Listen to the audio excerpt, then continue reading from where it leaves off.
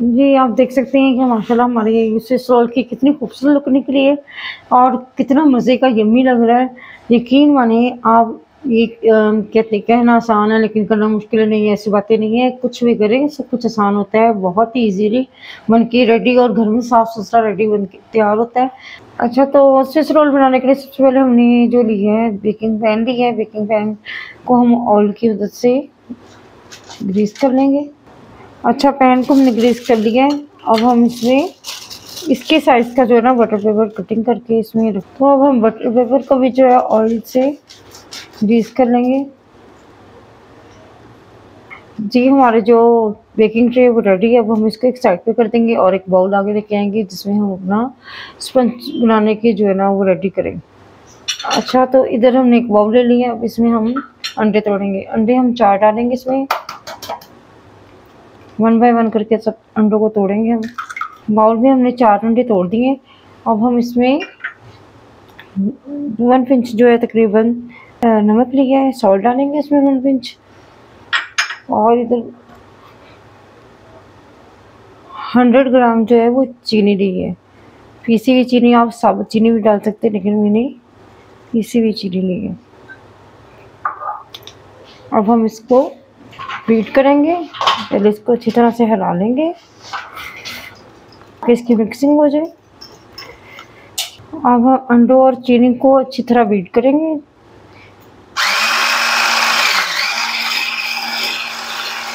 अच्छा, बीट करने में हमें तकरीबन 4 से 5 मिनट लगेंगे इसको बीट करते हुए। अच्छा, तो कई लोग जो है ना स्टेज पे आके रोक देते हैं कि जी हमारा अंडा जो बहुत अच्छी तरह से, या हमारी जो चीनी है वो भी बहुत अच्छी तरह से मेल्ट हो चुकी है, फ्लफी हो चुकी है, हमारी डो रेडी। लेकिन नहीं, इसको भी हम और फ्लफी करेंगे, फोमी करेंगे। अब इसी स्टेज में हम यहाँ पे इसको रोक देंगे। आप देख सकते हैं कि हमारा वॉल्यूम कितना बढ़ गया है। अब इधर हम इसमें नीला एसेंस डालेंगे और अब हम इसमें 4 टेबलस्पून कुकिंग ऑयल डालेंगे। अब इसको मिक्स कर लेंगे ताकि ये अच्छी तरह से मिक्स हो जाए इसमें। आप चाहें तो इसमें बटर भी यूज़ कर सकते हैं लेकिन बटर ओरिजिनल हो। और साथ ही हम इसमें स्ट्रेन किया हुआ मैदा डालेंगे। ये तकरीबन 100 ग्राम मैदा है। और 2 टेबलस्पून इधर हम इसमें कोको पाउडर डालेंगे, वो भी स्ट्रेन किया हुआ है। आप भी स्ट्रेन करके यूज़ कीजिएगा ताकि कोई लम्स ना रहे। अब हम इसको बहुत ही हल्के हाथ से इसको एक तरफ ही घुमाएंगे ऐसे। जी, केक का बैटर हमारा रेडी है। देखिए इसकी ऐसा होना चाहिए, ऐसे। ठीक है, अब साथ ही हम इसको बेकिंग ट्रे में ऐड कर देंगे। बेकिंग ट्रे को हम आगे लेंगे। अब हम इसमें सब डाल देंगे। ये सब हमने जो अपना जो मिक्सचर वो डाल दिया इसमें। अब हम इसको ऐसे इस तरीके से टैप करेंगे ताकि जो हमारा बबल्स हैं वो भी ऐड हो जाए और एक जैसा हो जाए। अब ये हम बेक करेंगे। बेक हम इसको ओवन में नहीं करेंगे। जिनके पास ओवन नहीं है वो भी बहुत आसान तरीके से घर में पतीले में बेक कर सकते हैं। अब हम इसको पतीले में बेक करेंगे। पतीला हमने गर्म होने के लिए रख दिया है लो फ्लेम पे। जी, हमने पतीले में आप स्टैंड रख सकते हैं। अगर आपके पास स्टैंड नहीं है तो घर में कोई भी ऐसा बर्तन है जो आपका पतीले में रखने से जलता नहीं है, आप वो रखें। उसको रखने के बाद अगर आपके पास स्टैंड अवेलेबल है तो स्टैंड रखें। अब हम इसको बड़े एहतियात से इसके अंदर अभी बेकिंग ट्रे को रखेंगे ताकि हमारा केक जो है बहुत अच्छी तरह से बेक हो जाए। और इसको हम ऊपर से कवर कर देंगे और इसको 30 मिनट के लिए जो है ना 30 मिनट के लिए बेक होने के लिए रखेंगे लो फ्लेम पे, हाई फ्लेम पे नहीं रखेंगे। अच्छा, तो एक बाउल में हमने 200 ग्राम क्रीम ले ली है, व्हिप क्रीम। ठीक है, अब हम इसको इलेक्ट्रिक हैंड बीटर से की मदद से इसको बीट करेंगे। बस हम इसको इतना ही बीट करेंगे। और अब हम इसमें कुछ ऐड करेंगे, वो ऐड हम ये करेंगे। यहाँ पे मैंने एक बाउल में लिया है कोको पाउडर। कोको पाउडर तकरीबन ये 2 टेबलस्पून है। 2 टेबलस्पून कोको पाउडर और यहाँ पे मैंने 3 टेबलस्पून मिल्क ली है। दूध को इसके अंदर थोड़ा थोड़ा ऐड करते जाएंगे। ये दूध बच गया, ये भी हम इसमें ऐड कर देंगे। जी आप देख सकते हैं कि इसकी कितनी मज़े की जो पेस्ट बन चुकी है, ऐसे लगे जैसे डार्क चॉकलेट है। अब हम इस मिक्सचर को इस क्रीम में ऐड कर देंगे। जी हमने चॉकलेट जो बनाई थी सॉस अपनी, वो अंदर ऐड कर दी है। अब हम इसको फिर बीट की मदद से थोड़ा सा बीट करेंगे ताकि हमारी जो सॉस है वो भी अच्छी तरह से बीट हो जाए।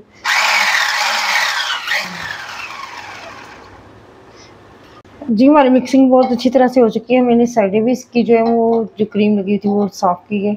अब हम इसको आधे घंटे के लिए फ्रीज़र में रख देंगे ताकि हमारी जो क्रीम है वो बहुत अच्छी तरह से ठंडी हो जाए। जी हमारा जो केक का स्पंज है वो 30 मिनट्स पूरे हो चुके थे, तो मैंने बाहर निकाला है। आप देख सकते हैं कि कितना मज़े का यमी सा बन के स्पंज हमारा रेडी हुआ है। और ये देखिए मैं आपको चेक कराती हूँ कि स्टिक मैंने डाली और ये कैसे स्टिक नहीं रही है। तो ये इसकी निशानी होती है कि जी हमारा स्पंज रेडी हुआ है कि नहीं हुआ।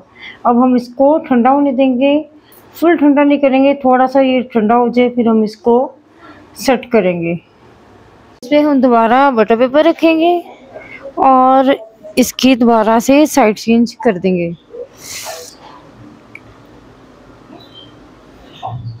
साइड चेंज करने के बाद हम इसका ऊपर वाला बटर पेपर ऐसे रहने देंगे और अब हम साथ ही इसको बहुत ही हल्के हाथों से इसको राउंड घुमाएंगे ताकि हमारा स्विस रोल की शेप अच्छी तरह से आ जाए, क्योंकि ये भी बहुत ज़्यादा ठंडा नहीं है, इस वजह से इसको शेप बहुत अच्छी आ जाएगी। इसको बहुत एहतियात से हम रोल करेंगे ताकि ये टूटे मत हमारा स्पंज।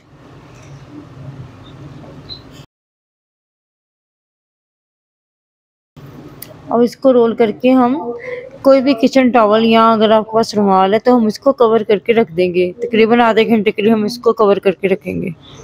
अच्छा जी हमने आधे घंटे के लिए सेट होने के लिए रख देते थे, आधा घंटा हो गया। अब हम इसको खोलेंगे,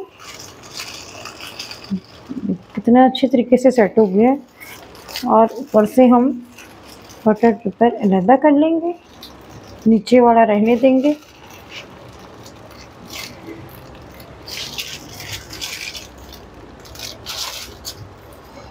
और जो हमने क्रीम जो है अपनी फ्रिज में रखी थी ठंडी होने के लिए, अब हम उसको इस तरीके से इस पर लगा देंगे।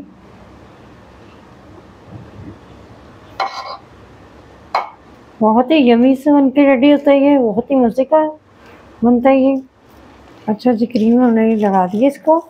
अब हम इसको बड़ी एहतियात से इस तरह दोबारा इसको फोल्ड करेंगे।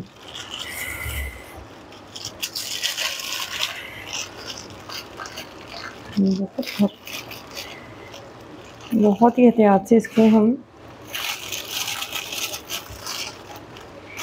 साथ साथ इसको फोल्ड करते जाएंगे इस तरह से, और इस तरह से। साथ ही अब हम इसको कवर करके 1 घंटे के लिए फ्रिज में रख देंगे ताकि क्रीम जो हमारी बहुत अच्छी तरह से सेट हो जाए। जी फ्रीज़र में हमने तकरीबन अपने स्विस रोल को 1 घंटा रखा था और जो क्रीम है इसकी सेट हो चुकी है। और हमने इसका बटर पेपर एक साइड पे करके उसको निकाल के एक ट्रे में रख लिया। अब हम जो फ्रोस्टिंग बची हुई थी इसकी उसको उठाएंगे, उसको भी हमने फ्रिज में रखा था क्योंकि वो भी सेट बहुत अच्छी तरह से हो जाए।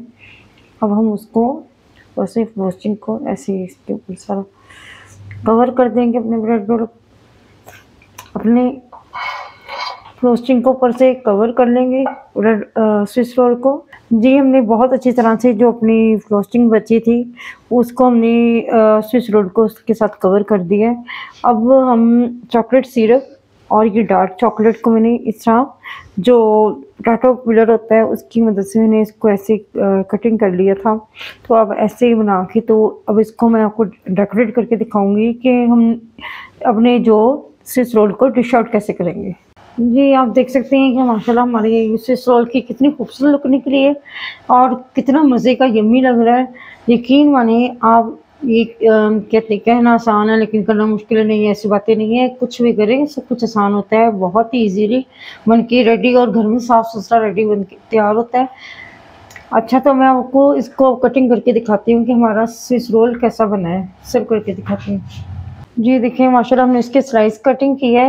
साइड वाला एक पार्ट हमने वो साइड पे कर दिया था जो सेंटर से, ये देखिए उससे अगला पीस लिया। कितना मज़े का लग रहा है, इसकी लेयर्स से कर सकते हैं, कितनी अच्छी लेयर्स आ रही हैं। अब मैं आपको इसको करके देखूँ कितना हमारा जूसी, और ये देखिए कितना यमी और कितना मज़े का बना है। आप यकीन माने घर में बहुत ही मज़े का और इजीली बनके ये रेडी हो जाता है। अगर आपको मेरा ये स्विस रोल बनाने का तरीका पसंद आया है, अगर आपको मेरी ये रेसिपी पसंद आई है, तो मेरे चैनल को प्लीज़ सब्सक्राइब कीजिएगा, बेल आइकन को दबाइएगा और इस वीडियो को ज़्यादा से ज़्यादा लाइक और शेयर कीजिएगा ताकि हमें इससे पता चले कि आपको हमारी वीडियोज़ पसंद आ रही हैं। अपने दुआओं में याद रखिएगा, हमें हमारी वीडियो को लाइक कीजिएगा। मिलते हैं नई रेसिपी के साथ। अल्लाह हाफिज़।